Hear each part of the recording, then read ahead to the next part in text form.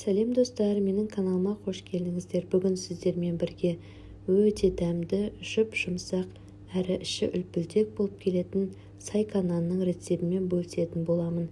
Кеңес дәуірінде дүкен сөрелерінен табылатын және де бағасы арзан болған екен. Сол себептен нағыз балалық шақтың балдәмі деуге де болады. Олай болса, нанымызды жасауға кірісейік. Жылы сүтіміздің үстінен қант, дрожж және де тұзымызды салып, жақсылап араластырып аламыз. Содан кейін бір жұмыртқамызды саламыз және де қоюлатылған сүтімізді құямыз. Яғни сгущенкамызды құямыз және де жақсылап араластырып аламыз. Ұнымызды салып қамырымызды илейміз. Егер де рецептте көрсетілген ұнмен илеп жатқан қамырларыңыз сұйық болып кететін болса, тағы да үстінен 10-20 граммдай ұн қосуға болады. Және де соңғы этапта жұмсақ сары майымызды салып, қамырымызды жақсылап біріктіріп илеп аламыз.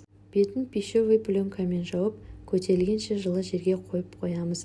Көтерілгеннен кейін қамырымызды теңдей 2 бөлікке бөліп аламыз.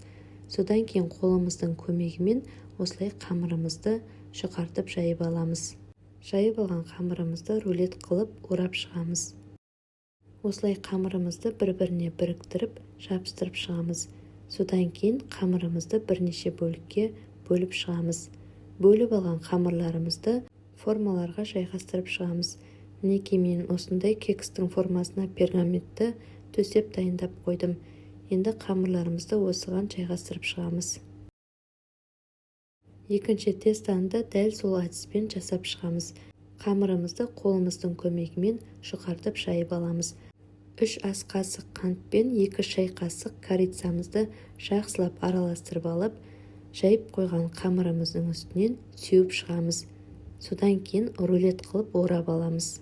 Дәмі синнабон тоқаштарына ұқсайды, бірақ бір ерекшелігі начинкасына сары май қосылмайды. Рулет қылып орап алған қамырларымызды осылай біріктіріп шығамыз.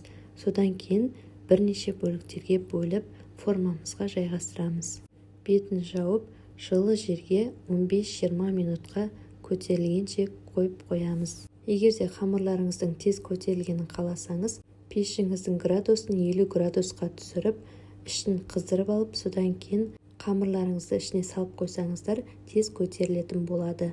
Көтеріліп шыққан қамырларымыздың бетіне жұмыртқаның сары уысын жағып шығамыз. 200 градус қызған пеште қызарғанша пісіріп аламыз. Пісіп шыққан нандарымыз жылтырап әдемі көріну үшін қайнап тұрған суға қантты салып, жақсылап араластырып алып, бетіне жағып шықтым. Жұмсақ әрі өте дәмді болып шығады. Рецеп ұнаса, каналыма тіркеліп, лайк басып, комментарий қалдыруды ұмытпаңыздар. Сіздер де жасап отбасыларыңызды қуантыңыздар.